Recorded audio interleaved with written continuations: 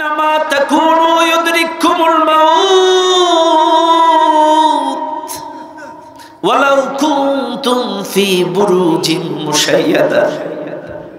তুমি যদি দুর্গের ভিতরে থাকো, তুমি আইসিইউতে থাকো আর সিসিইউতে থাকো, যত বড় প্রাসাদের মধ্যে থাকো না কেন, মৃত্যুর সময় যখন আসবে 1 সেকেন্ড কমানো বাড়ানোর ক্ষমতা তোমাকে দেওয়া হবে না।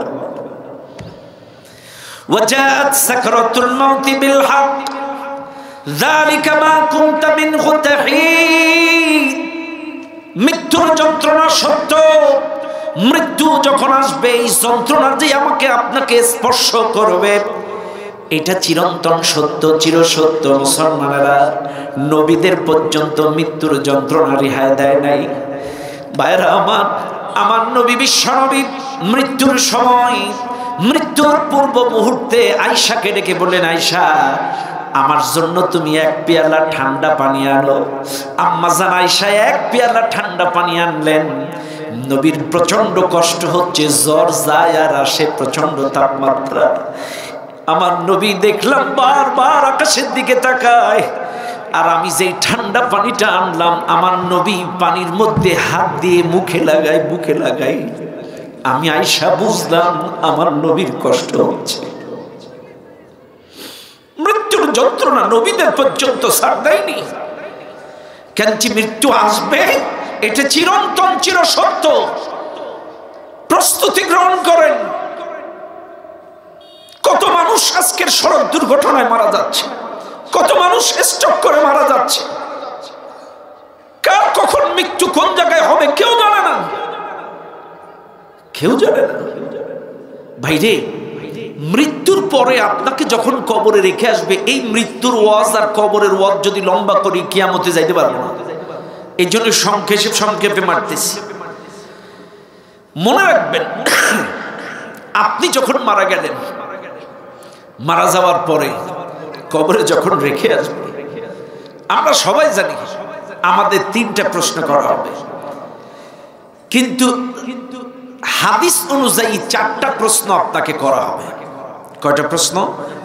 4টা প্রশ্ন। একটা মনে রাখবেন, এই মাহফিলে যারা আছেন, কবরটা কিন্তু একটা ইমিগ্রেশন। যারা বিদেশে গেছেন দেখবেন বর্ডার সাইডে আপনার পাসপোর্ট চেক করা হয়, ভিসা চেক করা হয়। কবরটা কিন্তু ঠিক একটা ইমিগ্রেশন। আপনার পাসপোর্ট, ভিসা সবকিছু দেখবে। এরপরে যদি পাসপোর্ট ভিসা ঠিক থাকে, তাইলে আপনাকে, যদি ভিসা ভালো থাকে, মেয়াদ থাকে, আলহামদুলিল্লাহ আপনাকে ইল্লিনের সার্টিফিকেট ইল্লিনে নিয়ে যাবে। আর যদি ভিসার মেয়াদ না থাকে, রং থাকে, চাইলে আপনাকে সিজ্জিনে নিয়ে যাওয়া হবে। প্রথম প্রশ্ন হবে, মনে রাখবেন, প্রশ্ন তো 3টা করবে ফেরেশতারা, কিন্তু এর পূর্বে যে যখনই মারা যাক, যে যখনই মারা যাবে, তার মৃত্যুর সময়টা কবরের মধ্যে আসর থেকে মাগরিব টাইম নেওয়া হবে। আসর থেকে মাগরিব। আপনার মৃত্যু 12টায় হোক, আপনার মৃত্যু ভোর 4টায় হোক, আপনার মৃত্যু সকাল 10টায় হোক, কবরে রেখে আসার পরে আপনাকে একটা প্র্যাকটিক্যাল পরীক্ষা আল্লাহ তাআলা নেবেন। সেই পরীক্ষাটা হলো, আপনাকে যখন ডেকে তোলা হবে, ফেরেশতারা এসে ডাকবে, ওই মুহূর্তটা থাকবে মাগরিবে সূর্য ডুববো ভাব, পশ্চিম আকাশে সূর্যটা হেলে পড়েছে। এটা একটি প্র্যাকটিক্যাল পরীক্ষা। দেখেন না, আমাদের বাচ্চারা পরীক্ষা দেয় লাস্টের দিন, যেদিন প্র্যাকটিক্যাল, ওই যে কি পরীক্ষা বলে এটা, নখ দেখে, দাঁত দেখে। সূর্য পশ্চিম দিকে হেলে যাবে। আপনি যদি প্রকৃত অর্থে নামাজি হয়ে থাকেন, ফেরেশতারা প্রশ্ন করবে তোমার রব কে। আপনি যদি প্রকৃত অর্থে নামাজি হয়ে থাকেন, ফেরেশতাদেরকে বলবে, ফেরেশতারা তোমার কথা বাদ দাও, সূর্য ডুবে যাচ্ছে, সব প্রশ্নের জবাব পরে, আগে আমাকে একটু পানি দাও, আসরের নামাজটা পড়ে নেই। একটু জোরে বলবেন না সুবহানাল্লাহ। আপনি যদি প্রকৃত অর্থে নামাজি ইমানদার হয়ে থাকেন, ফেরেশতাদের প্রশ্নের জবাব বাদ দিয়ে আপনার প্রশ্নের জবাব সব পরে, আগে আমাকে একটু পানি দাও, আমি নামাজটা আদায় করে দিই। নামাজি যেই লোকটা হন, ইমানের বিষ যার ভেতরে থাকে, এই লোকটা প্লেনে থাক, ট্রেনে থাক, আর যেখানেই থাক না কেন, মুয়াজ্জিনের আজান যখন দেয় এই নামাজির কলিজায় টান লেগে যায়। এক ভদ্রলোকের বাড়ির নিচে সাপ ঢুকেছে, সাপ, বিষধর সাপ। এলাকার মানুষ বলে তুমি একা একা ধরতে যেও না, তোমাকে সবল দিবে। তুমি একটা কাম করো, সাপুড়ি ডাক দাও। সাপুড়ি ডাক দেওয়া হলো, সাপুড়ি এসে বিন বাজালো। সায়েন্স বলে এই সাপুড়ির বিনের সুরটা সব সাপের কাছে কাম করে না, বিষাক্ত সাপের কাছেই কাম করে। বিষাক্ত সাপের কাছে যদি বিন বাজানো হয়, ওই সাপটা তালে তালে মাতাল হয়ে সেন্সলেস হয়ে কখন যে ধরা দেয় ওর টের পায় না। এই জন্য আমার দেশের সাপুড়িরা খানাখন্দকে যে বিন বাজায় না, ওরা সাপুড়ি বিষধর যেই জায়গায় সেই জায়গায় যে বিন বাজায়। মনে রাখবেন দুনিয়ার মানুষ, সাপুড়ি বিন বাজালো, এই বিষাক্ত সাপটা তালে তালে তালে তালে কখন যে সাপুড়ির কাছে ধরা দিল বুঝে নাই, টপ করে ধরে ব্যাগের মধ্যে ঢুকালো। উদাহরণটা দেওয়ার কারণ, আজকে এই মাহফিলে যদি ইমানের বিষ আপনার আমার মধ্যে থাকে, মসজিদের মুয়াজ্জিন যখন 5 বার বিন বাজায়, হাইয়া আলাস সালাহ,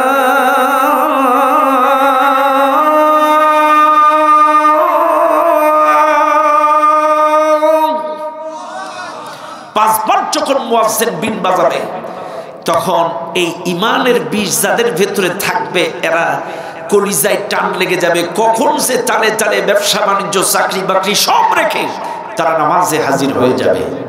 সুবহানাল্লাহ বলেন। এখন যেই লোকটা নামাজি ছিল, ইমানদার ছিল, কবরে যখন ফেরেশতারা প্রশ্ন করবে তোমার রব কে, তখন সে বলবে তোমার সব প্রশ্নের জবাব পরে দিচ্ছি, আগে আমাকে একটু পানি দাও, আমি নামাজ আদায় করে নিই। আর যারা নামাজি ছিল না, 5 ওয়াক্ত মসজিদে যায়নি, নামাজ পড়েনি, কিসের সূর্য, এই দিকে কোনো খেয়ালই থাকবে না, ওরা প্র্যাকটিক্যাল পরীক্ষায় ফেল করবে। আর প্র্যাকটিক্যাল পরীক্ষায় যারা পাস করবে, ইতাব্বিতুল্লাহুল্লাযীনা আমানু বিল কওলি সাবিতি ফিল হায়াতিদ দুনিয়া ওয়া ফিল আখিরাহ, যারা পাস করবে প্র্যাকটিক্যাল পরীক্ষায়, তাদের সমস্ত প্রশ্নের জবাব সহজ হয়ে যাবে। চিৎকার মেরে বলেন সুবহানাল্লাহ। ও দুনিয়ার মানুষ, প্রথম প্রশ্ন করবে তোমার রব কে? বলেন সবাই, সবাই বলেন, মান রব্বুকা, রব কে? সবাই বলেন আরো জোরে। মুখস্থ বিদ্যা, মুখস্থ বিদ্যা বাইরে। আপনারা তো সহজেই জবাব দিলেন, কিন্তু মনে রাখবেন, আমল যদি থাকে ঠিক, জবান দিয়ে বেরোবে। আর যদি আমলে রব না থাকে, স্বপনে শয়নে কামে কাজে সব জায়গায় যদি রব না থাকে, তাইলে কিন্তু জবাব দিতে পারবেন না। সাপোজ একটা জবাব দিই, এই যে ভাইটার কেউ যদি আপনারা জিজ্ঞাসা করেন লোকটা কেমন, আমি বলতে পারবো? বলেন কেন পারবো না? এনাকে আমি চিনি না, আজকেই ফার্স্ট টাইম দেখা। ওনার সম্পর্কে বলতে গেলে ওনার সাথে উঠতে হবে, বসতে হবে, খাইতে হবে, লেনদেন করতে হবে, দীর্ঘদিন চলাফেরা করতে হবে, তাইলেই আমি বলতে পারবো হ্যাঁ লোকটা খুব ভালো। কথা ঠিক না? এখন যেমন প্রশ্ন করলে জবাব দিতে পারবো না, ঠিক তেমনি কবরে যাওয়ার পরে আপনাকে আমাকে যখন প্রথম প্রশ্ন করবে তোমার রবকে, এই প্রশ্নের জবাব দিতে পারবে তারা রবের সাথে লেনদেন করেছে, যারা রবের মসজিদে আসা যাওয়া করেছে, যারা রবের কোরআন অনুযায়ী ব্যক্তি জীবন, পারিবারিক জীবন, সামাজিক জীবন কায়েমের চেষ্টা করেছে, যারা রবের সাথে যাদের লেনদেন ছিল, রবের সাথে যাদের উঠা বসা ছিল, আল্লাহর ঘরে যারা যাওয়া আসা করেছে, তারাই কবরে বুক ফুলে বলবে আমার রব আল্লাহ। যাদের রবের সাথে আসা যাওয়া নেই, লেনদেন নেই, আওয়া যাওয়া নেই, রাগ করবেন না আমার কথায়। আল্লাহু আকবার অর্থ কি? কথা ক্লিয়ার? এই আল্লাহু আকবার নামটাও কিন্তু অনেকে সহ্য করতে পারে না। এরা কবরে যে রবের নাম কি করে বলবে? ওরা আমলে যা বাইরবে তা। কথা না, আপনার আমলে যদি আল্লাহু আকবার থাকে, আপনার আজানে যদি আল্লাহু আকবার থাকে, আপনার জানাজায় যদি আল্লাহু আকবার থাকে, আপনার ইকামতে যদি আল্লাহু আকবার থাকে, আপনার ঈমানে যদি আল্লাহু আকবার থাকে, আপনার সব কিছুতে যদি রব থাকে, আপনি জবাব দিতে পারবেন আমার রব আল্লাহ। আর যারা আল্লাহর নাম সহ্য করতে পারে নাই, এরা কবরে রবের পরিচয় দিতে পারবে না।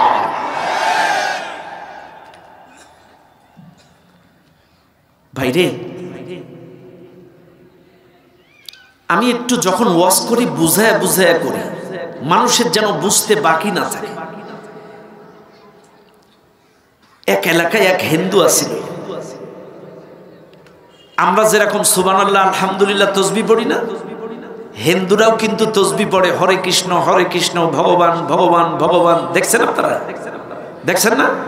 এরাও কিন্তু ভগবান ভগবান ভগবান। ওদের মধ্যেও কিছু ধর্মগুরু বা একটু পরেশগার হিন্দু আছে।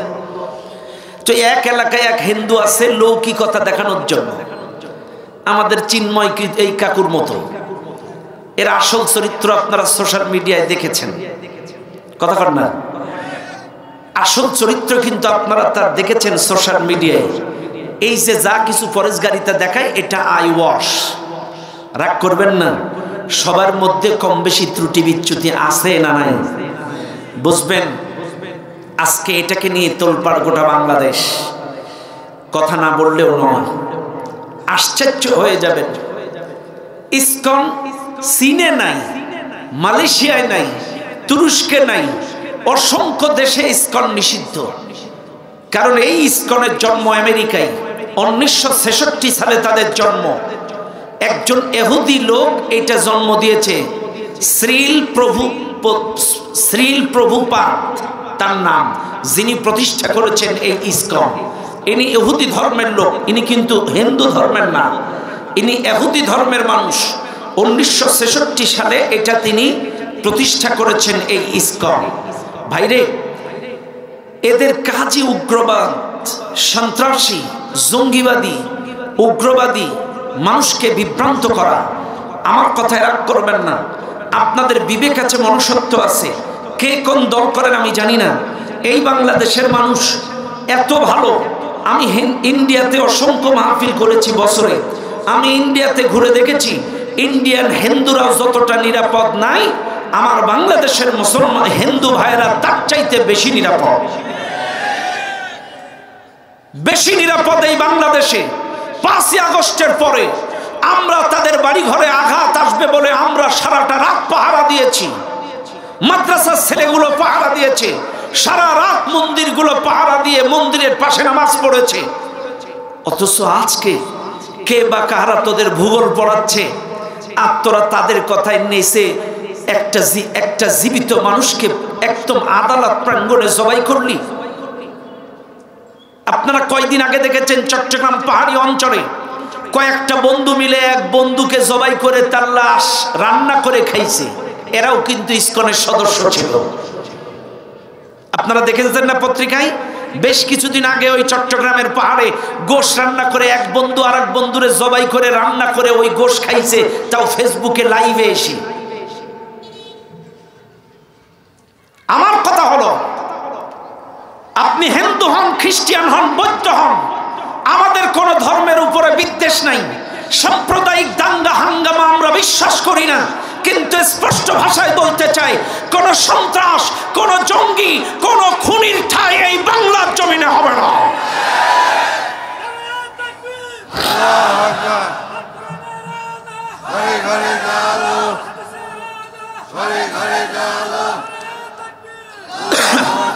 আমাদের মধ্যে কোনো দ্বিধাদ্বন্দ্ব নয়। তবে একজন খুনির জন্য, একজন লম্পটের জন্য, একজন চরিত্রহীন মানুষের জন্য আপনারা ওই জালেমদের পাদে ফা দিবেন না। অত্যন্ত বুদ্ধিমত্তার সাথে, ধৈর্যের সাথে মোকাবেলা করতে হবে। এই বাংলার জমিনে মাত্র 5% ওই হিন্দু ভাইয়েরা, আর 90% মুসলমানের দেশ, অন্যান্য ধর্মের অন্যান্য ভাইয়েরা আছে। 90% মুসলমানের দেশে তারা এসে চাকরি করবে 25%, তারা এসে রাজত্ব চালাবে। আমরা 90% মুসলমান, তাদের ধর্মে বাধা দেই না, তাদের পূজায় বাধা দেই না, কিন্তু এই বাংলাদেশে রাজত্ব চালাবে সেটা আমরা মুসলমানেরা মেনে নিতে পারবো। কথা বলেন ঠিক না বেঠিক? রাগ করেন না। আমি দাঙ্গামা পছন্দ করি না, শুধু বোঝাইতে চাই সত্যটা জাতির সামনে তুলে ধরুন। সন্ত্রাস, খুনি, চরিত্রহীন, অপরাধী, সে হুজুর হোক, হিন্দু হোক আর খ্রিস্টান হোক, যে দলের হোক, তাকে আইনে আওতায় এনে শাস্তি দেওয়া লাগবে। কথা বলেন না কেন? এতদিন হুজুরদেরকে ক্যামেরায় খালি জঙ্গি বলেছেন, তালেবান বলেছেন। একটা হুজুর কোনো মানুষকে জবাই করেছে, কোনো তথ্য আপনারা দিতে পারেন নাই, কিন্তু প্রকাশ্যে তথ্য নেন। ওরা আদালত প্রাঙ্গণে মানুষকে হত্যা করেছে, আর আদালত প্রাঙ্গণে যারা হত্যা করে, জবাই করে, আর যাই হোক, এরা কখনো ভালো মানুষ হতে পারে না। এরা কখনো ভালো মানুষ হতে পারে না। মানুষ হত্যা করা সব ধর্মে নিষিদ্ধ। আমাদের ধর্মে তো হারাম। প্রত্যেকটা ধর্মের ধর্মগুরুরা বলে মানুষ হত্যা পাপ, জীব হত্যা মহাপাপ। প্রত্যেকটা ধর্মের ধর্মগুরুরা একই কথা বলে। কথা ঠিক না? স্পষ্ট ভাষায় ইসকনের নেতৃবৃন্দ কিন্তু মিডিয়ায় ভাষণ দিচ্ছে, ওকে আমরা বহিষ্কার করেছি, ওর অপকর্মের কারণে আমরা দায়ভার নেব না। তাহলে তোরা মিছিল মিটিং করছিস কেন? হ্যাঁ, আই ওয়াশ আশ্চর্য হয়ে যাবেন। একটু আগে আমি দেখে আসলাম ফেসবুকে, ভারতের মিডিয়াগুলোতে প্রচার চালাচ্ছে চিন্ময় কৃতদাসের আইনজীবীকে হত্যা করেছে উগ্রবাদীরা। দিনের আলোর মতো সত্য জিনিসটাকে তারা উল্টা করে প্রচার চালাচ্ছে। আস্তাগফিরুল্লাহ। ও দুনিয়ার মানুষ, কথাই কথা বেড়ে যায়। বলছিলাম তাদের মধ্যেও কিছু পরেশগার ঠাকুর আছে, হিন্দু আছে, ভগবান ভগবান করে। এটা আমার এলাকার বাস্তব চিত্র, এই জন্য আমি বলতেছি। এই লোকটা লৌকিকে দেখায় আমি বড় পরেশগার, কিন্তু বাস্তবতার ভিত্তিতে এই লোকটার নীতি নৈতিকতা ভালো ছিল না। আমার এলাকার এক স্যাংরা ছিল তাদের মধ্যে, সে খুব চালাক। আসলে এর আসল চরিত্র আজকে চেক করব। সব সময় তসবিহ হাতে, হরে রাম হরে রাম, হরে কৃষ্ণ ভগবান। চলো নৌকায় ঘুরে আসি। চ্যাংড়াটা বলছে চলো নৌকায় যাই, চলো যাই। ভগবান নৌকায় উঠতেছে, ভগবান নৌকা ছাড়তেছে, ভগবান। এত পরেশগার, ভগবান ভগবান ভগবান। কিন্তু নৌকা যখন নদীর মাঝখানে নিয়ে নাড়াচাড়া দিছে, তখন আর ভগবান মনে নেই। ভগর ভগর ভগর ভগর ভগর ভগর ভগর ভগর ভগর ভগর।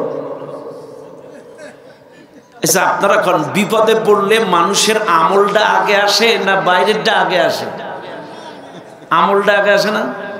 আপনার আমলে যদি আল্লাহ না থাকে, সুবহানাল্লাহ, আলহামদুলিল্লাহ, ইন্না লিল্লাহি লা হাওলা ওয়ালা কুওয়াতা ইল্লা বিল্লাহ, আস্তাগফিরুল্লাহ, এগুলো যদি আপনার আমলে না থাকে, আপনার বিপদে এগুলো আসবে না।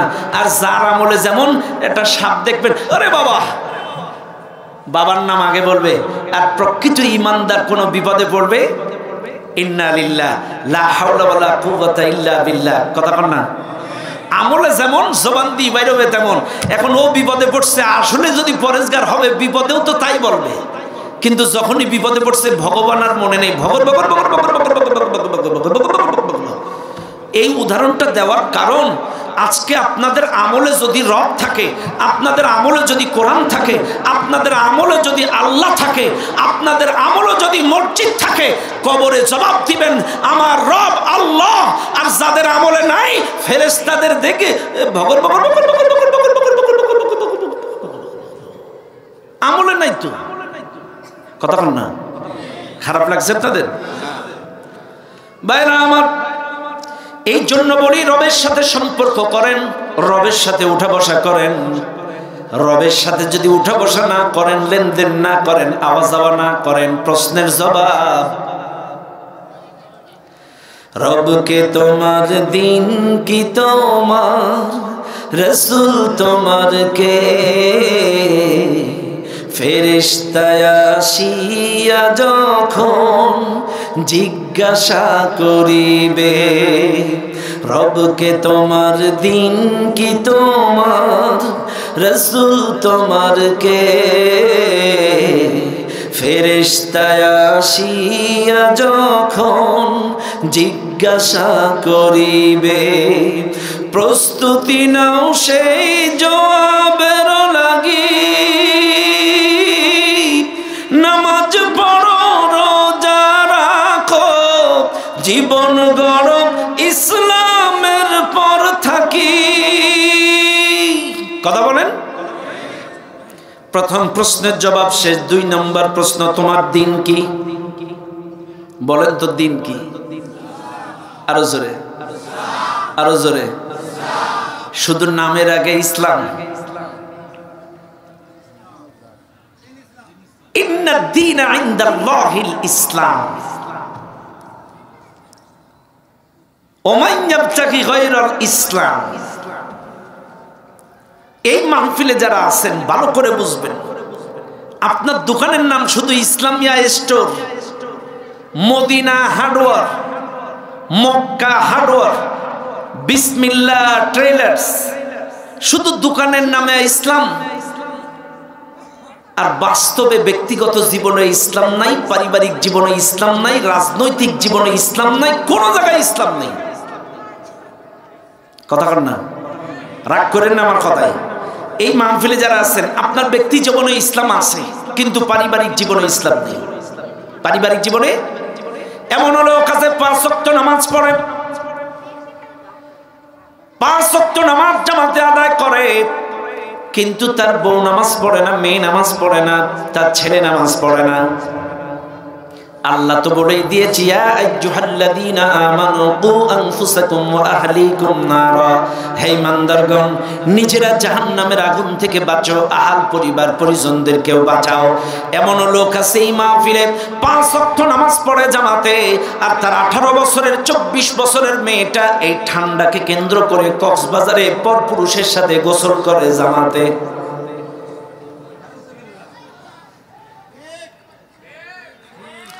আপনি আমি নামাজ পড়ছি জামাতে, আমার মেয়েটা আমার ছেলেটা কক্সবাজারে পরনারী পরপুরুষের সাথে গোসল করছে জামাতে। চাইলে আমার পরিবারে ইসলাম নাই। ইসলাম শুধু দাড়িতে টুপিতে লেবাসে? পরিবারে ইসলাম থাকা লাগবে না? মেয়েদের পর্দা রাখা লাগবে না? নামাজ যেমন ফরজ, রোজা যেমন ফরজ, পর্দা করাটাও ফরজ। ও দুনিয়ার মানুষ, বুঝলাম ব্যক্তি জীবনে ইসলাম আছে, পারিবারিক জীবনে ইসলাম আছে। এই মাহফিলে এমন লোক আছেন রাজনৈতিক জীবনে ইসলাম নাই। বলবেন হুজুর ইসলাম আবার রাজনীতির মধ্যে ঢুকাবেন কেন? শুনে নেন, যে যেই দল করে সেই দলের নীতিমালা সমাজে রাষ্ট্রে কায়েমের চেষ্টা করা, সেটা সেই দলের রাজনীতি। জাতীয় পার্টি যারা করে, জাতীয় পার্টির নীতিমালা সমাজে রাষ্ট্রে কায়েমের চেষ্টা করে, এটা ঈশ্বর চাচার রাজনীতি। বিএনপি যারা করে, বিএনপির নীতিমালা রুলস রেজুলেশন সমাজে রাষ্ট্রে কায়েমের চেষ্টা করে, এটা বিএনপির রাজনীতি। আওয়ামী লীগ যারা করতো, আওয়ামী লীগের রুলস রেজুলেশন নীতিমালা সমাজে রাষ্ট্রে কায়েমের চেষ্টা করতো, এটা আওয়ামী লীগের রাজনীতি। আর প্রকৃত ইমানদার যারা, এরা আল্লাহর কোরআনের নীতিমালা সমাজে রাষ্ট্রে কায়েমের চেষ্টা করবে, এটার নাম ইসলামী রাজনীতি।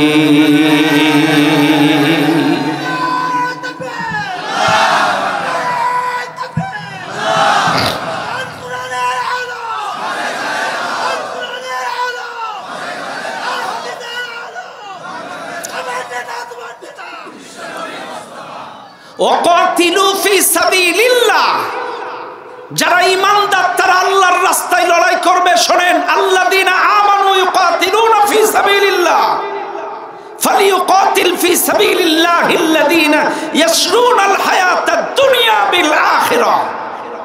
যারা ঈমানদার তারা আল্লাহর রাস্তায় লড়াই করবে। এটা নফল নয়, এটা সুন্নাত নয়, এটা প্রত্যেকটা ঈমানদারের জন্য ফরজ। ঈমান যদি থেকে থাকে, আল্লাহর জমিনে এই আল্লাহর কোরআনের নীতিমালা রুলস রেজুলেশন, এই পূর্ণাঙ্গ দিন, পূর্ণাঙ্গ জীবন ব্যবস্থাটা কায়েমের চেষ্টা করবে। আমাদের দেশের মানুষ কোরআন পড়ে, কিন্তু ওদের পক্ষের গুলো পড়ে। আল-ইয়াওমা আকমালতু লাকুম দীনাকুম ওয়া আতমামতু আলাইকুম নি'মাতি ওয়া রাদিতু লাকুমুল ইসলাম দীনা। কথাটা কার? আল্লাহ বলছে তোমাদের জন্য দিনটাকে পরিপূর্ণ করে দিলাম। দিন যদি পরিপূর্ণ করে দেয়, তোমরা কেন তোমাদের সুবিধা মতো সাইট নিয়ে চাষ করো? পূর্ণাঙ্গ জীবন বিধান কায়েমের চেষ্টা করো। চাইলে মনে রাখবেন, রাজনৈতিক জীবনে ইসলামটা কি আরেকটু ক্লিয়ার করে দিই, বুঝবেন। এখন শীতকাল, কি কাল সবাই বলেন আরো জোরে? শীতকাল। আমার হুজুরের গায়ে আছে জ্যাকেট, আর ওই হুজুরের গায়ে আছে রুমাল, শীতের রুমাল। হুজুর বুঝেন, নির্বাচনের 5 দিন বাকি। কয়দিন বাকি? 5 দিন বাকি। আমি কোনো দলাদলির কথা বলছি না, এই দুটো দল, একটা জ্যাকেট পার্টি, একটা রুমাল পার্টি। মোড়ে মোড়ে নির্বাচনী অফিস, মোড়ে মোড়ে নির্বাচনী ক্যানভাস অফিস, দলীয় নেতা কর্মীরা মিছিল মিটিং করবে আর এখানে এসে চা বিস্কুট খাবে। অবশ্য এটা ছোটবেলায় দেখেছি, এখন ওই 16 বছরে একবারও দেখি না। কথা কার না? কখন যে ভোট হইতো একটু চাও খাইতে পারতাম না। ইনশাল্লাহ এই সুযোগ আর পাবে না। খেয়াল করেন, এখন এটা হলো জ্যাকেট পার্টি। আপনারা সবাই একটু জ্যাকেট পার্টির মিছিল করবেন আমার সাথে। জ্যাকেট পার্টি ভালো হলো, জ্যাকেট পার্টির চরিত্র, জ্যাকেট পার্টি যেখানে ব্যাস 3 ঘন্টা জ্যাকেটের মিছিল করলেন, ওই জায়গায় একটা জ্যাকেট পার্টির অফিস, চা বিস্কুট পানি আছে, যারা মিছিল মিটিং করে আসবে দলীয় কর্মীরা সেখানে নাস্তা করবে। এখন আমরা 3 ঘন্টা মিছিল করলাম জ্যাকেট পার্টির, রুমাল পার্টির অফিসে যেয়ে বললাম আমরা বিরোধী দলের মিটিং করে এসেছি, একটু চা নাস্তা দাও। দেবে না? কেন দিবে না? মিছিল করছেন কার? জ্যাকেট পার্টির। নাস্তা খাইছেন, গেছে কোন জায়গায়? নাস্তা দিবে? কি দিবে? মিছিল করলে জ্যাকেট পার্টির নাস্তা। আচ্ছা বাদ দিলাম, জ্যাকেট পার্টির মিছিল করে রুমাল পার্টি নাস্তা দিল না। এইবার আসেন একটু রুমাল পার্টির মিছিল করে। রুমাল পার্টি ভালো হলো, রুমাল পার্টির চরিত্র। আচ্ছা 2 ঘন্টা মিছিল করে এইবার জ্যাকেট পার্টির অফিসে আসেন, আমরা আপনাদের বিরোধী দলের রুমাল পার্টির মিছিল করেছি, আপনারা একটু চা কফি খাওয়ান। দিবে না? কেন দিবে না? দিবে না? বুঝেন, কিন্তু দেখা চোখে জ্যাকেট পার্টির মিছিল করে যদি রুমাল পার্টি নাস্তা না দেয়, রুমাল পার্টির মিছিল করে জ্যাকেট পার্টি যদি নাস্তা না দেয়, এই জমিন আল্লাহর, আসমান আল্লাহর, এই জমিনে যদি কোরআনের মিছিল না করে অন্য কারোর মিছিল করেন, আমার আল্লাহ তোমাদের জান্নাতের নাস্তা খাওয়াবে না। কথা শেষ। তাইলে জীবনের সব ক্ষেত্রে যদি ইসলাম থাকে, আপনি কবরে বলতে পারবেন আমার দিন। এটার অনেক ব্যাখ্যা ছিল, কিন্তু আমি কিয়ামতে ঢুকবো। 3 নম্বর প্রশ্ন, ওমান নাবিয়্যুকা। প্রশ্ন যখন করবে বলতে পারবে তারা স্বপ্নে, শয়নে, স্মরণে সব ক্ষেত্রে রাসূলের ইত্তেবা, অনুসরণ করেছে যারা। মা আতাকুমুর রাসূলু ফাখুযু ওয়া মা নাহাকুম আনহু ফান্তাহু মান ইউতি'র রাসূল ফাকাদ আতা আল্লাহ আতিউল্লাহ ওয়া আতিউর রাসূল। সব ক্ষেত্রে যদি রাসূলের ইত্তেবা, অনুকরণ করে থাকেন, এই মাহফিলে দুঃখে বুকটা ভেসে যায়। যদি মাপলা খুলতে বলি, ম্যাক্সিমাম চ্যাংড়া যুবক, কেউ চুল কাটে নেইমারের মতো, কেউ চুল কাটে মেসির মতো, কারোর দাড়ি বিরাট কোহলির মতো। কতক্ষণ? চুল কাটে নেইমারের মতো, দাড়ি রাখে বিরাট কোহলির মতো। ওই সেলুন গুলো তাদের দেখবেন চুল কাটার ডিজাইনের কিছু ছবি চতুর্দিক থেকে টাঙানো থাকে, একটাও মুসলমানের স্টাইল নেই। সব কটা ইহুদি খ্রিস্টানদের স্টাইল। আর মুসলমানের সন্তানেরা যে ওই 16 নাম্বারটা দাও। তাইলে চুল কাটা, দাড়ি কাটায় ইত্তেবা ইহুদিদের। লেবাস পোশাকে হাফ প্যান্ট পরে 24-30 বছরের ছেলেরা হাফ প্যান্ট পরে ঘুরে বেড়ায়, এটা নাকি ওদের স্টাইল। মুসলমানের সন্তান ফরজ তরফ করে হাঁটু আলগা করে ঘুরে বেড়াও, এটা রোনালদোর স্টাইল। অথচ দুঃখ লাগে না, চুল কাটলে নেইমারের মতো, দাড়ি কাটলে মেসির মতো, প্যান্ট পোশাক পরলে রোনালদোর মতো। আর মারা যাওয়ার পরে ইমাম সাহেব বলে বিসমিল্লাহি ওয়া আলা মিল্লাতি রাসূলিল্লাহ। এই হুজুরটারে আগে বানাইতে হবে। সারা জীবনও চলছে কাফেরদের স্টাইলে, ওদের ইত্তেবা, অনুসরণ, অনুকরণ, আর মরার পরে কয় রাসূলুল্লাহ। বাইরা আমার, কথায় কথা বেড়ে যায়।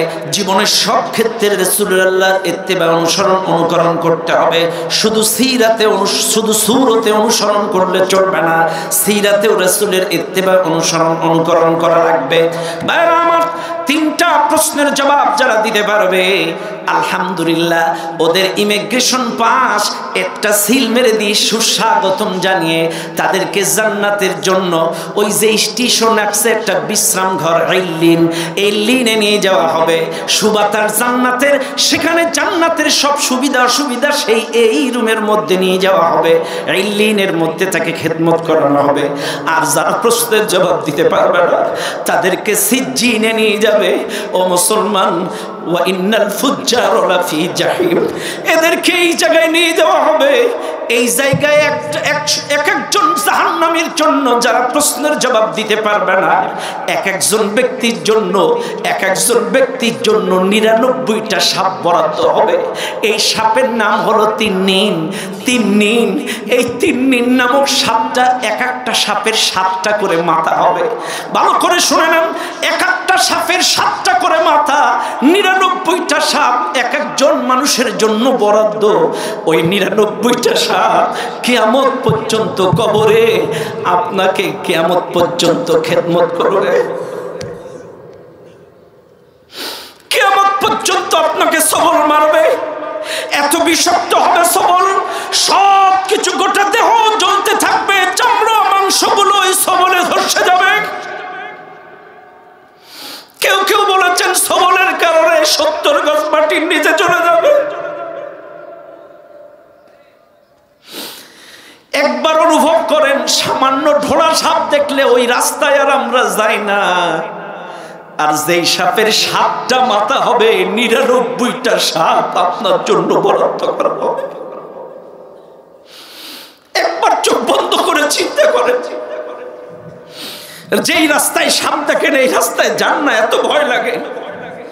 সাপকে আপনি এত ভয় পান, তাই কবরের কথা একবার চোখ বন্ধ করে চিন্তা করেন। 99টা সাপ, এক একটা সাপের 7টা মাথা, কিয়ামত পর্যন্ত আপনাকে দংশন করবে।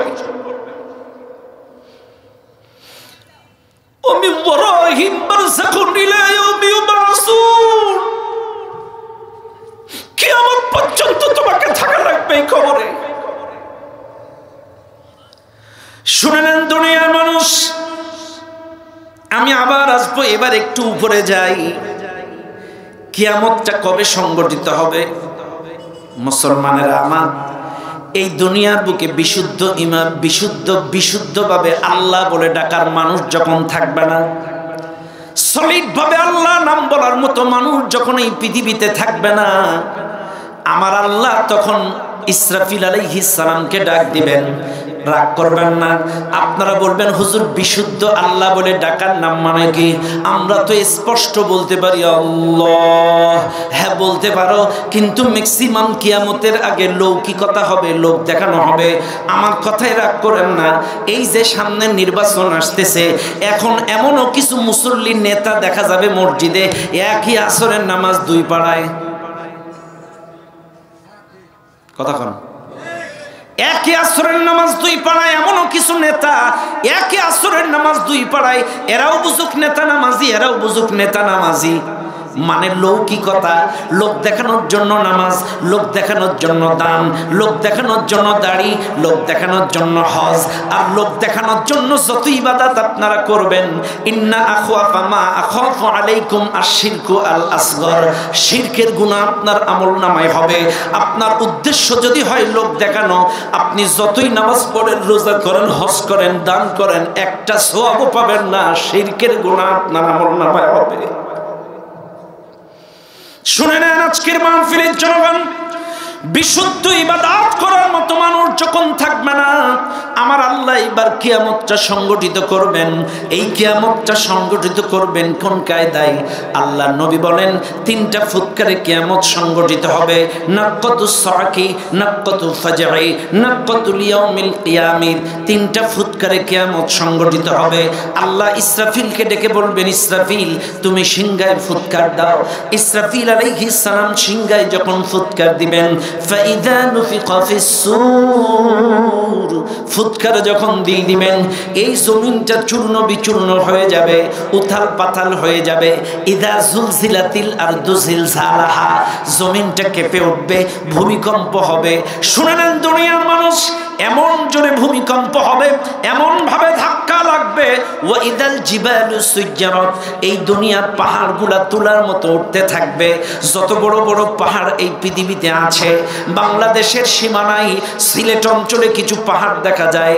এই জায়গায়ও দুঃখ লাগে, কথা বলতে চায় না, তারপরেও বলি ফেলাই। দেশ যখন ভাগ করেছিল, এই কি আর বলবো, যত বড় বড় কয়লা পাথরের পাহাড়গুলো সব মামুদের দেশে, আর আমাকে শুধু মাটির পাহাড়। রাগ করেন না, এগুলো এসে যায়। সব বড় বড় পাহাড়গুলো দিয়েছে, পাথরের পাহাড়গুলো মামুদের। গোটা বাংলাদেশের চতুর্ধার দিয়ে ঘুরে দেখেন, সব ভালো ভালো জায়গাগুলো ওদের, আর আমাদের মাটির পাহাড়। আস্তাগফিরুল্লাহ। বন্ধু তো তারাই যারা সুখে দুঃখে পাশে থাকে। এ কি বন্ধু, কোনদিন কল্যাণ চায় না। শোনেন, কোরআন বলছি, কোরআন, ইয়া আইয়ুহাল্লাযীনা আমানু লা তাত্তাখিযু আবাআকুম ওয়া ইখওয়ানাকুম আউলিয়া ইন ইসতাহাব্বুল কুফরা আলাল ঈমান। হে ঈমানদারগণ, তাদের সাথে বন্ধু বানাইও না যারা ঈমানের চাইতে কুফরিকে বেশি পছন্দ করে, যারা ঈমানের চাইতে কুফরিকে পছন্দ করে, যারা মসজিদ ভাঙে, যারা মুসলমানদের ভালো চায় না, কল্যাণ চায় না, কুফরি পছন্দ করে, এদের সাথে আমাদের কোনো সম্পর্ক থাকতে পারে না। এটা কোরআনের আয়াত।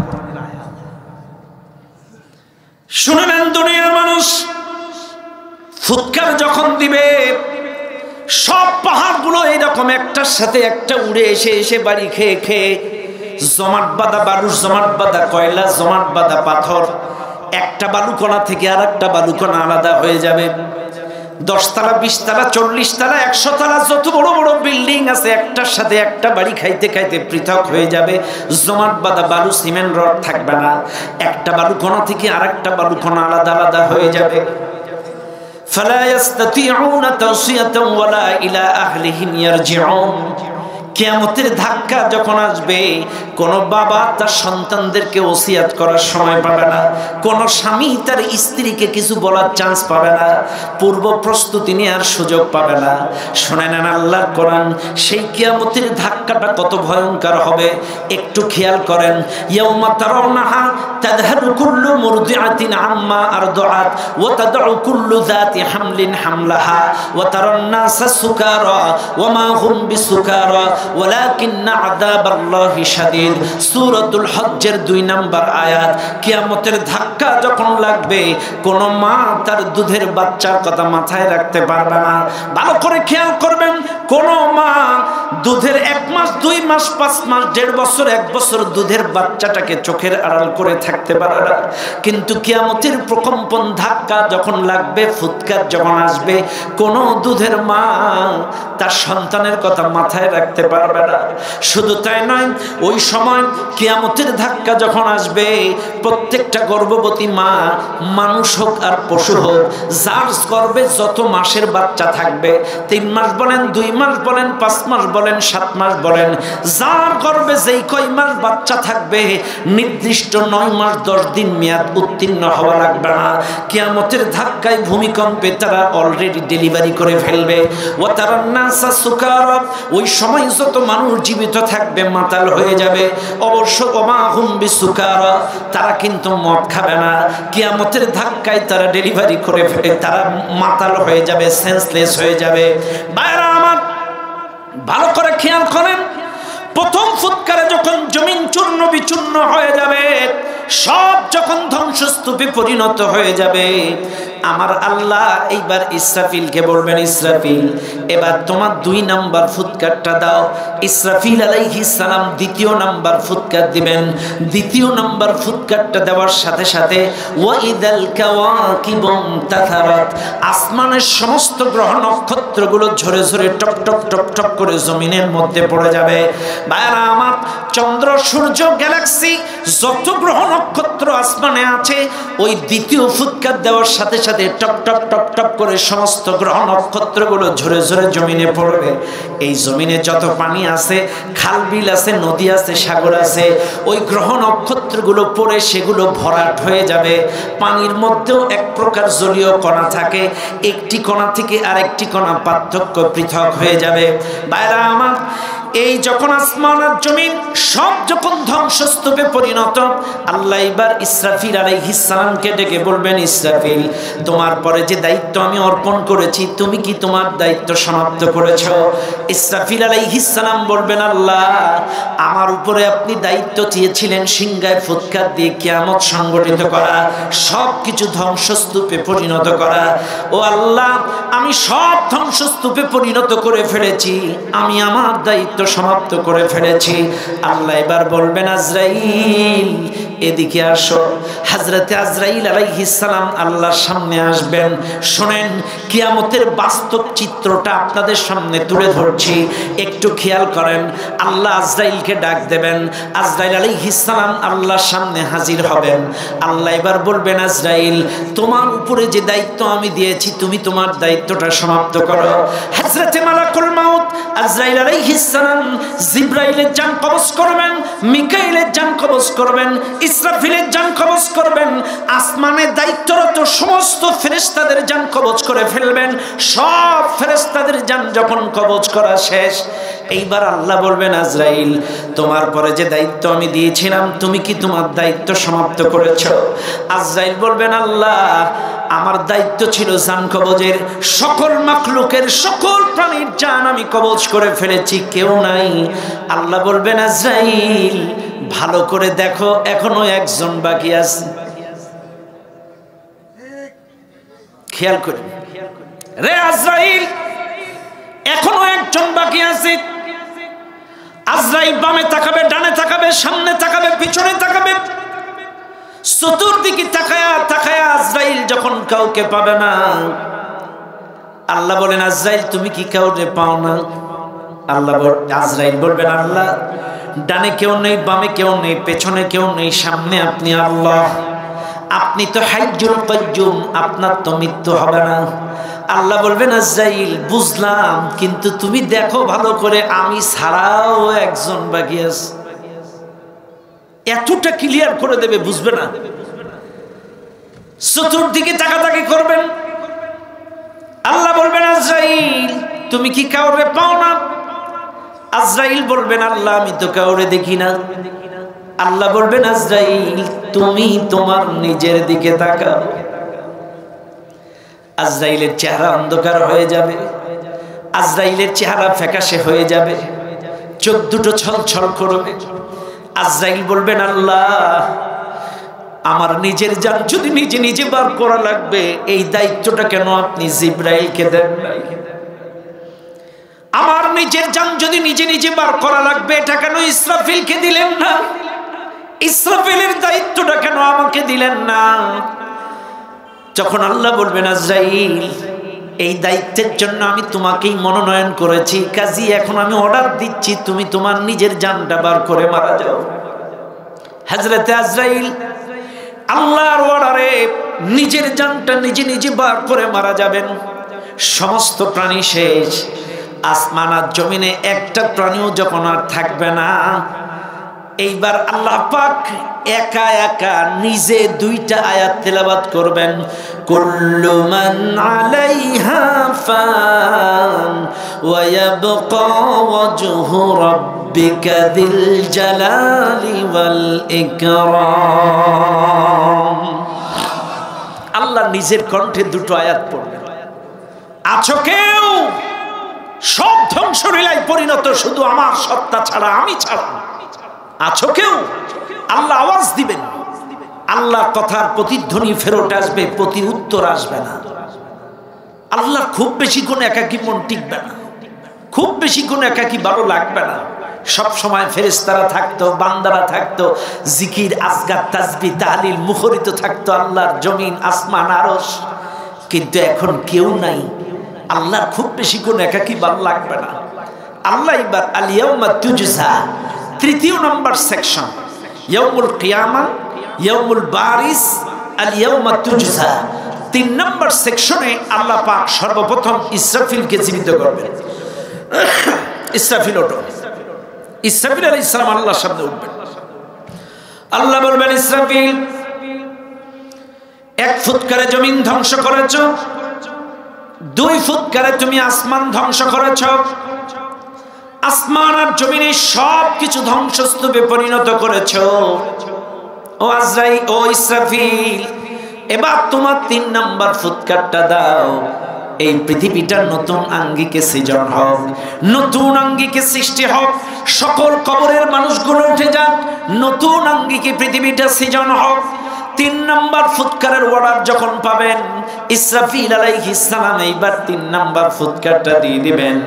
ওয়ানুফিখা ফিস-সূর ফাইদা হুম মিনাল আজদাতি ইলা রাব্বিহিম ইয়ানসিলুন। 3 নম্বর ফুৎকারটা যখন দিয়ে দিবে, দলে দলে যার যেই জায়গায় কবর ছিল দলে দলে উঠে আসা শুরু করবে।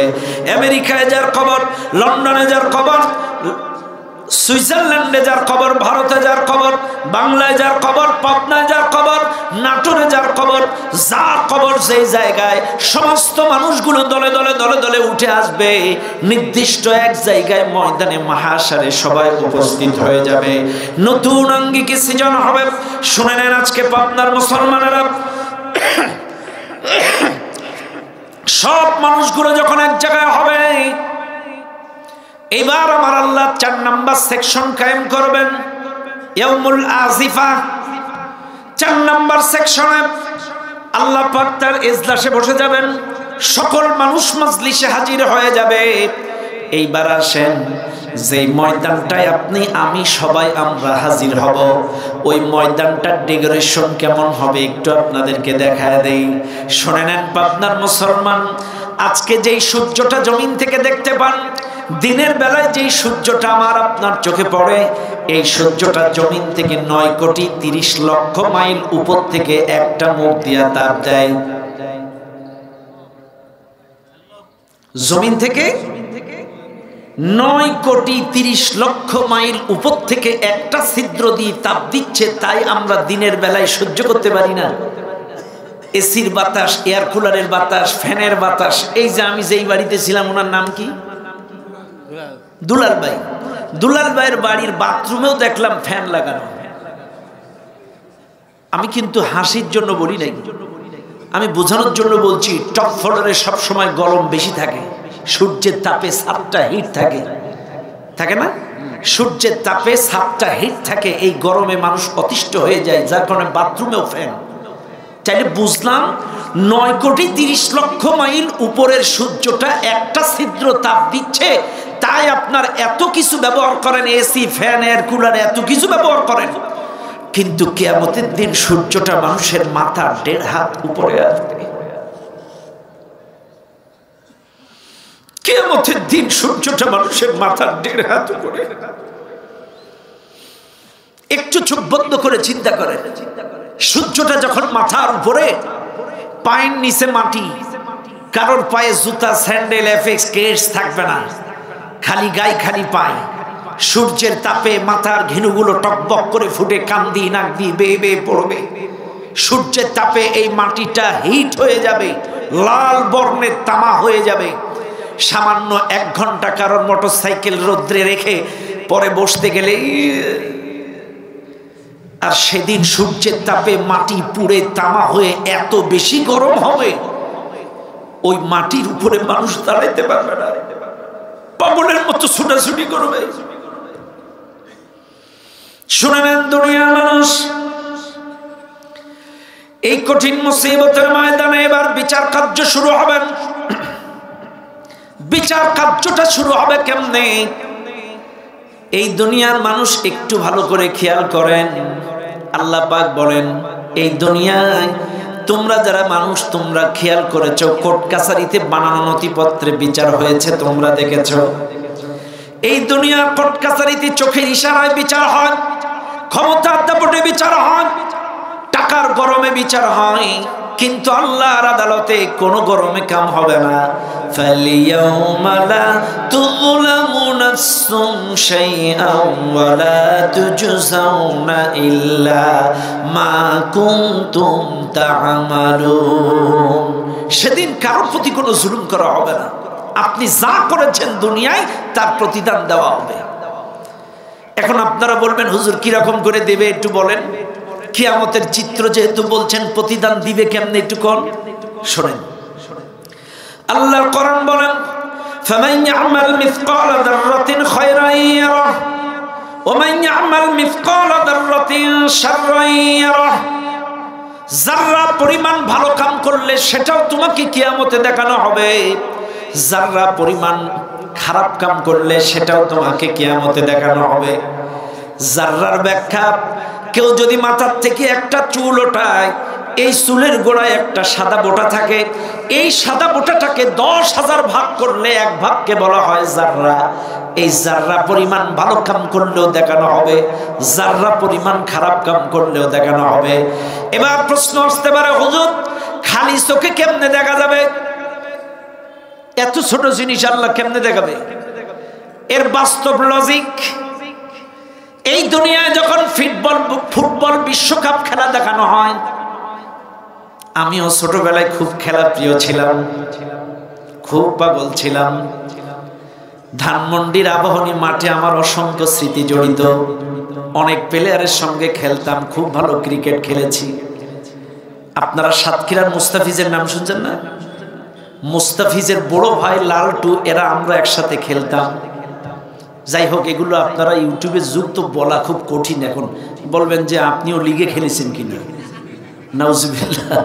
না, আমরা আমাদের এলাকায় সাতক্ষীরাতে এর লালটু ওর বড় ভাইরা আমরা একসাথে খেলেছি। যাই হোক, খুব খেলা পাগল ছিলাম এক কথায় ছোটবেলায়।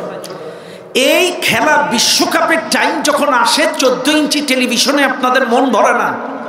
মোড়ের মাথায়, মাঠে, বড় বড় জায়গায় বড় বড় প্রজেক্টর লাগায়া দেখায়, কথা কন, বড় বড় প্রজেক্টর লাগায় খেলা দেখায়, ছোট্ট ছোট্ট মানুষগুলোকে বড় দেখায়। আমার আল্লাহ কিয়ামতের দিন প্রজেক্টর লাগায় আপনার ওই জাররা পরিমাণ আমলটাও দেখাবে। এবার বলবেন কিভাবে দেখাবে? এমন অকারেন্স করেছি, দুর্নীতি করেছি, খুন করেছি, গুম করেছি, লুট করেছি, পাট করেছি, এত কিছু করেছি, কোনো তথ্য নাই, কোনো প্রমাণ নাই। আল্লাহর কোরআন বলে আছে, প্রমাণ আছে। এই দুনিয়ার মানুষ আপনাদের মোবাইলের মধ্যে 128 GB, 512 GB, 256 GB memory card আপনাদের মোবাইলে আছে, অডিও ভিডিও ডাউনলোড আপনারা দেন। কিন্তু শুনেন, এখান থেকে 20 বছর আগে কেউ কিন্তু মেমোরির কথা জানতো না। 20 বছর আগে কেউ এরকম অ্যান্ড্রয়েড, ভালো মোবাইল, ভালো ক্যামেরা থাকবে কেউ জানতো না। কিন্তু শুনে নেন, আল্লাহর কোরআন বলে ওয়া কুল্লা ইনসানিন আলজামনাহু তাইরাহু ফি উনুকি ওয়া নুখরিজু লাহু ইয়াওমাল কিয়ামাতি কিতাবান ইয়ালকাহু মানশুরা। সূরা বনী ইসরাঈল 13 নম্বর আয়াত।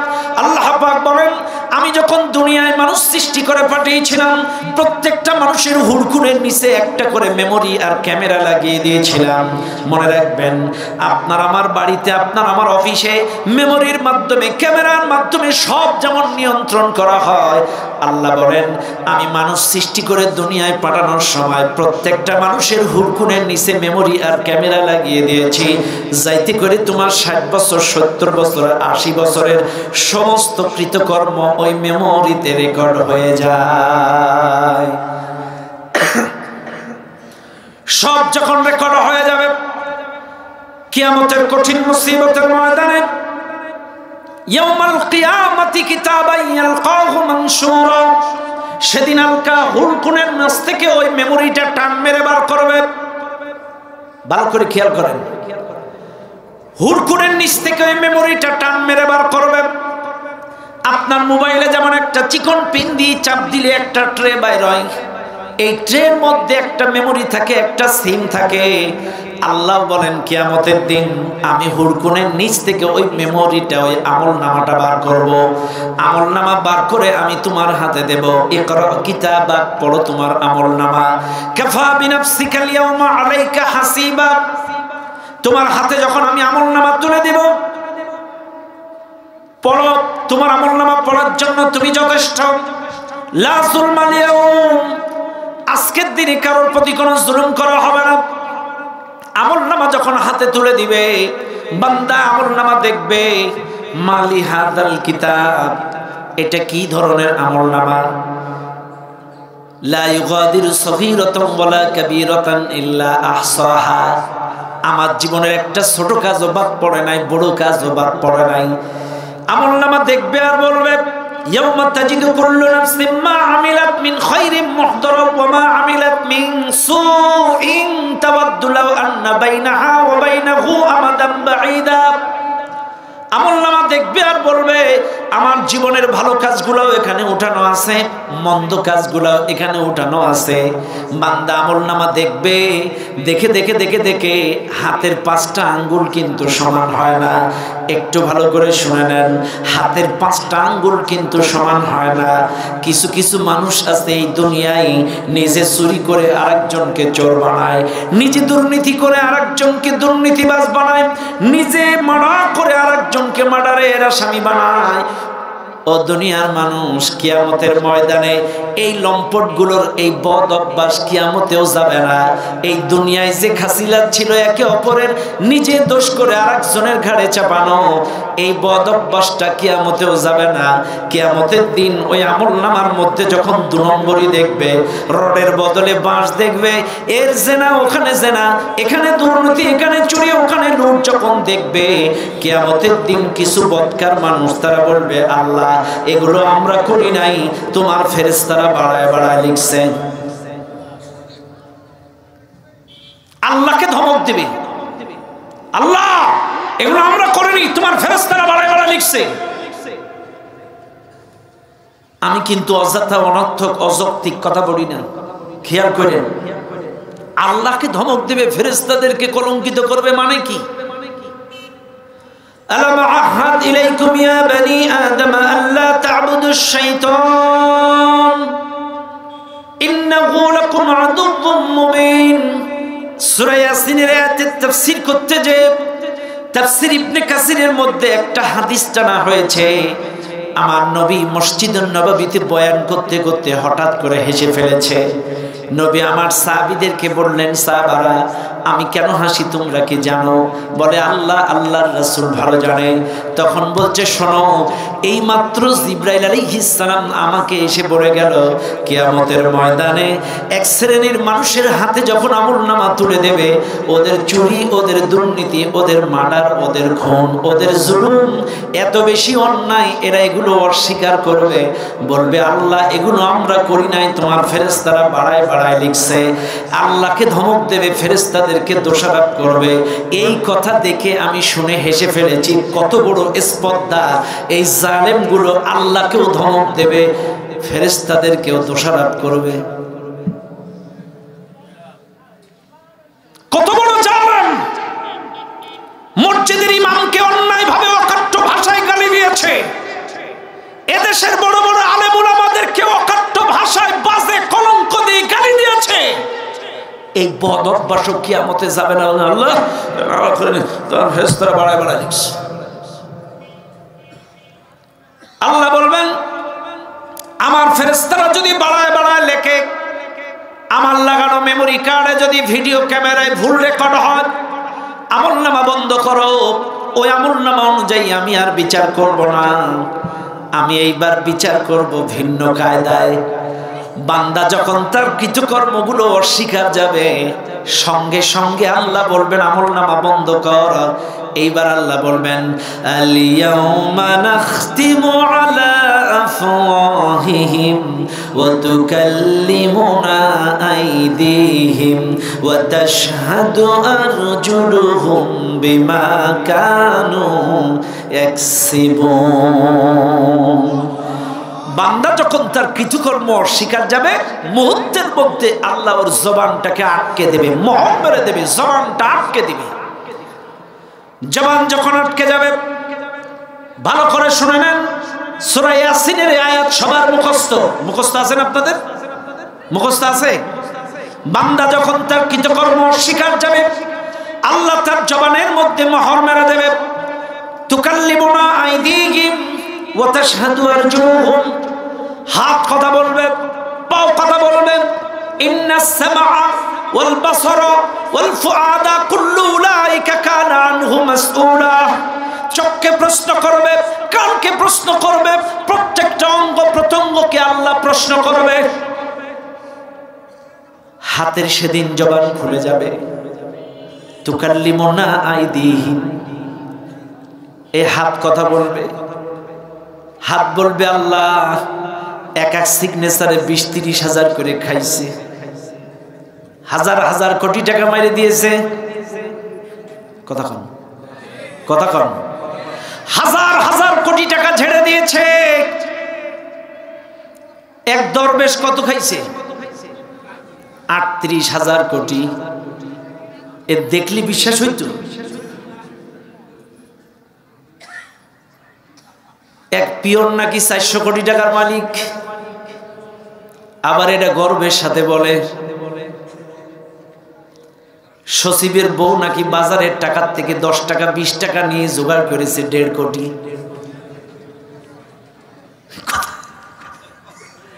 বলো বাবারা, আমি বাজারের টাকার থেকে 10 টাকা 20 টাকা করে নিয়ে জোগাড় করি, 40 বছরে বাজারের টাকার থেকে ক টাকা হয়?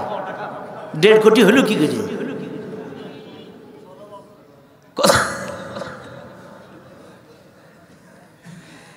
ভাইরা আমার, সেদিন হাতের জবান খুলে যাবে। রাগ করেন না, আমাদের জবান নাই আটকালেন, সেদিন হাত আটকাবেন কি করে? হ্যাঁ, আমাদের জবান নাই আজকে আটকে দিলেন, কিন্তু কিয়ামতের দিন হাতের জবান খুলে যাবে। আজকে এখানে মাত্র 1000 মানুষ, কিন্তু কিয়ামতে লক্ষ কোটি মানুষের সামনে তোমার অকারেন্সের কথা হাত বলে দেবে। লক্ষ কোটি মানুষের সামনে হাত বলবে। রডের বদলে বাঁশ, হাজার হাজার কোটি টাকা বিদেশে পাচার।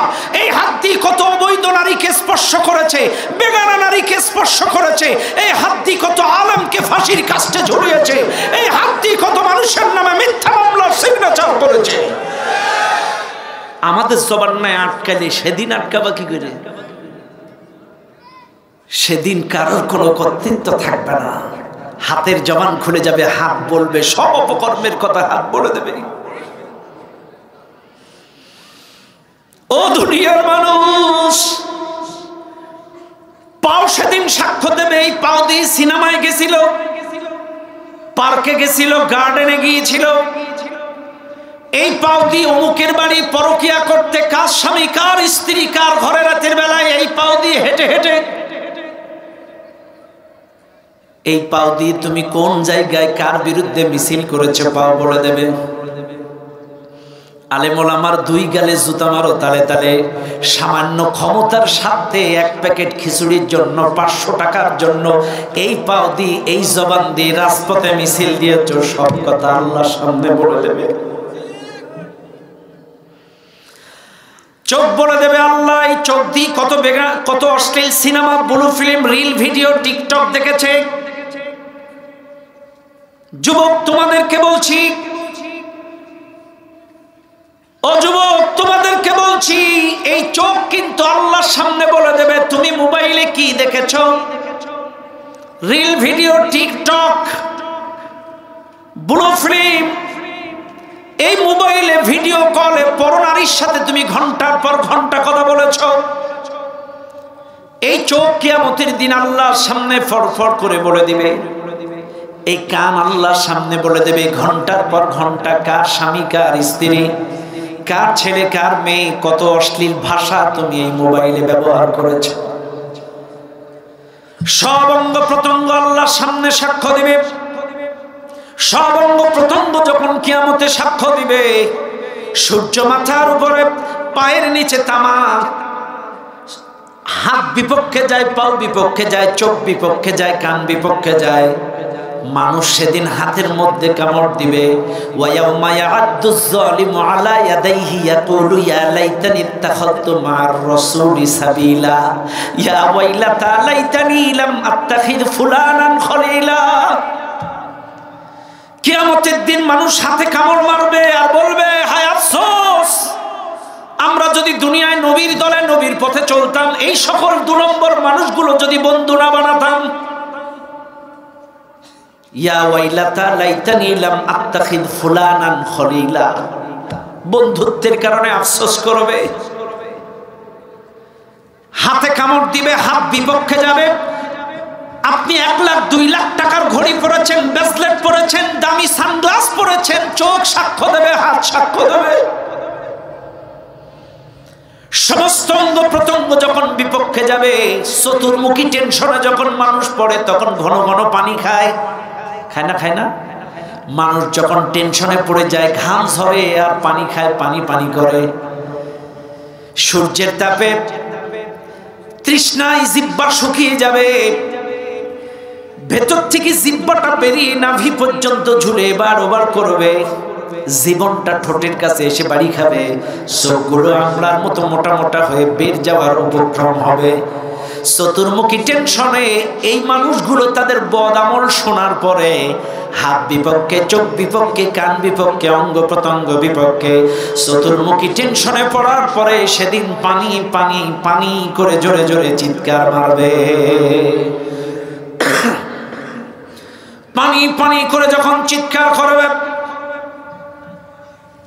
আল্লাহ তখন ফেরেশতাদের বলবে, ও ফেরেশতারা, এদের আমল যেমন এদের জন্য পানির ব্যবস্থা করো তেমন, এদের আমল যেমন ওদের জন্য পানির ব্যবস্থা, বোতলটা দেখি ভাই, এদের আমল যেমন এদের জন্য পানির ব্যবস্থাও করো তেমন। হাত বিপক্ষে, পাও বিপক্ষে, চোখ বিপক্ষে, কান বিপক্ষে, সমস্ত অঙ্গ প্রত্যঙ্গ বিপক্ষে, সমস্ত আমল বিপক্ষে।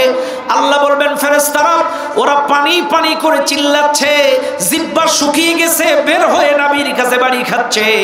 তোমরা এক কাজ করো ফেরেশতারা, ওদের আমল যেমন ওদের জন্য পানির ব্যবস্থা করো তেমন রক্ত জাতীয়, পুত জাতীয়, বিষাক্ত, গরম, টকবকি, দুর্গন্ধ পানি পেয়ালা তাদের সামনে ধরবে। এই ভদ্র মানুষগুলো দুনিয়ায় কোনোদিন সাধারণ টিউবওয়েলের পানি খায় নাই, দুনিয়ায় কোনোদিন ভালো পানি ছাড়া খারাপ পানি খায় নাই, কিন্তু কিয়ামতের দিন চতুর্মুখী টেনশনে, সূর্য মাথার উপরে, পায়ের নিচে তামা, এদিকে অঙ্গ প্রত্যঙ্গ বিপক্ষে যায়, সব সাক্ষ্য বিপক্ষে যায়, উপায় নাই, উপায় নাই, পানি পানি করে যখন চিৎকার মারবে, ওই রক্তপুত জাতীয় বিষাক্ত পানির পেয়ালা যখন ধরবে, ঢক ঢক করে খেয়ে ফেলবে, গন্ধ টের পাবে না। জাহান্নামী মানুষগুলা, বদকার মানুষগুলা পানিগুলো ঢক ঢক ঢক ঢক করে খেয়ে ফেলবে। পানিগুলো খাওয়ার পরে জোরে জোরে চিল্লাবে, কারণ এটা বিষাক্ত, গরম, টকবকি পানি। পানি খাওয়ার আগে পানি পানি করে চিৎকার করছিল, আর পানি খাওয়ার পরে পেটের মধ্যে এমন জোরে টকবক টকবক করবে, তখন পানির সাথে ওই মলদারের সাথে নাড়ি বুড়িগুলো গলে গলে নিচ দিয়ে বের হবে। ওই সময় মানুষগুলো বাঁচাও বাঁচাও বাঁচাও বলে চিৎকার মারবে। ওই সেকশনটার নাম হলো ইয়াউমুত তারাক। মানুষ চিৎকার মারবে, বাঁচাও বাঁচাও বাঁচাও বাঁচাও বাঁচাও, এত জোরে জোরে চিৎকার করবে। নবী বলেন, এই জাহান্নামী মানুষ 2 নম্বর পানি খেয়ে চিৎকার করছে, এদের চিৎকারের আওয়াজ আর ইসরাফিলের ফুৎকারের আওয়াজ কোনো অংশে কম হবে না। এত জোরে জোরে চিৎকার মারবে। এদের পানি খাওয়ার পরে তারা চিৎকার করছে। আল্লাহ পাক এবার নবীকে ডাক দিবেন, নবীজি, এ মানুষগুলো তাদের আমল অনুযায়ী, কৃতকর্ম অনুযায়ী 2 নম্বর পানি খেয়ে তারা ছটফট করছে, বাঁচাও বাঁচাও করে চিল্লায়। ও আমার নবী, এই মুসিবতের ময়দানে তুমি ওই সকল দিনদার পরেশগার নেককার উম্মতদের পাশে চলে যাও ও নবী, তারা যেন টেনশনে না পড়ে, চিন্তায় না পড়ে, পেরেশানিতে না পড়ে। ও নবী, তোমার ওই সকল বদকার 2 নম্বর উম্মতরা গরম বিষাক্ত পানি খেয়ে ছটফট করে, তুমি ওই সকল দিনদার পরেশগার আল্লাহওয়ালা নবীওয়ালা উম্মতদের পাশে চলে যাও।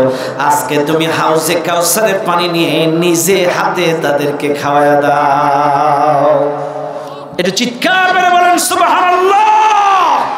ভাই অলরেডি কয়েক মিনিটের মধ্যেই তারেক মনোহর ভাই আসবে, লোকগুলো ছুটাছুটি করতেছে, একটু বলে দেন। না না, কেউ ছোটাছুটি করবেন না, 2-1 মিনিটের মধ্যে চলে আসবে।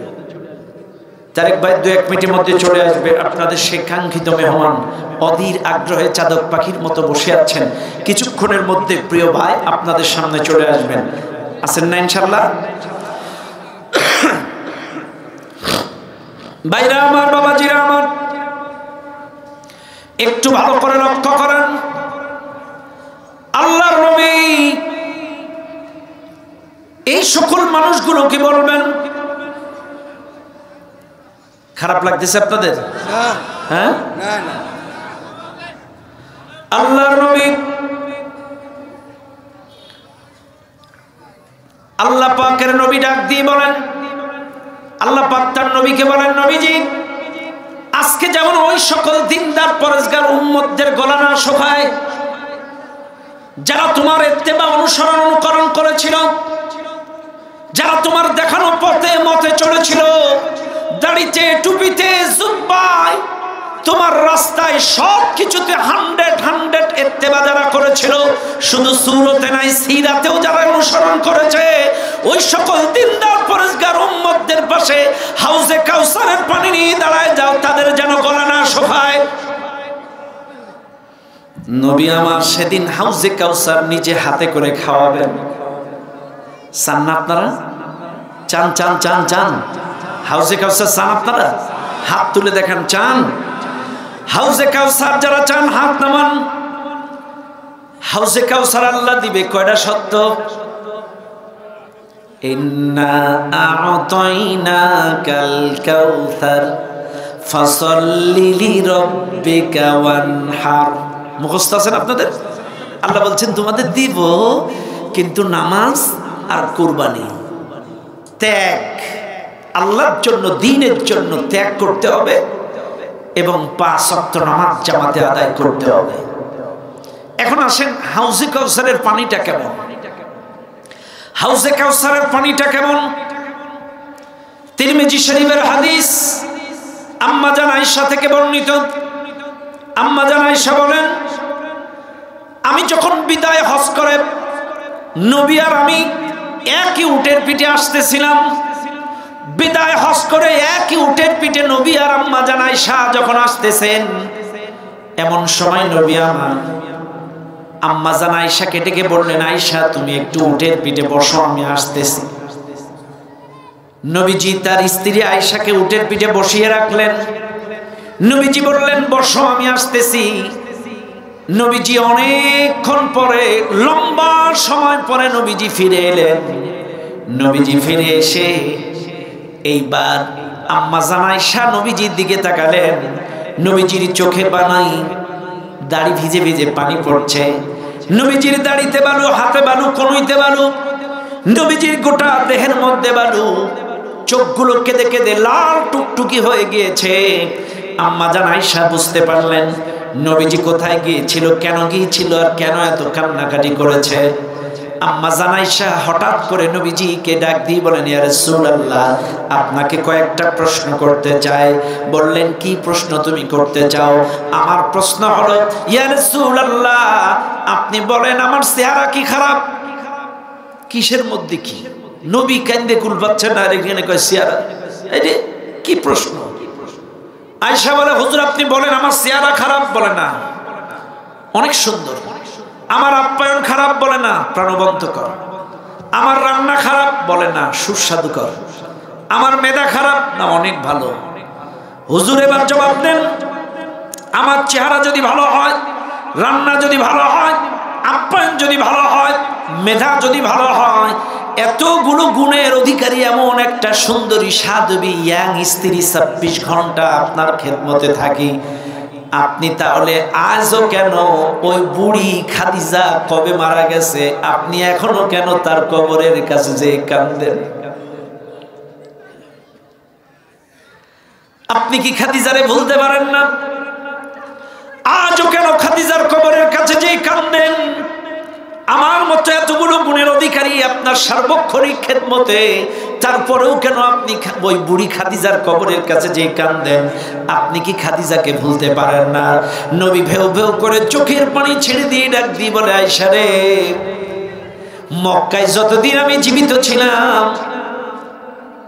মক্কায় যতদিন আমার চাচা জীবিত ছিল আবু তালেব, তিনি ছিলেন আমার বাইরের আশ্রয়, আর খাদিজা ছিল আমার ঘরের আশ্রয়।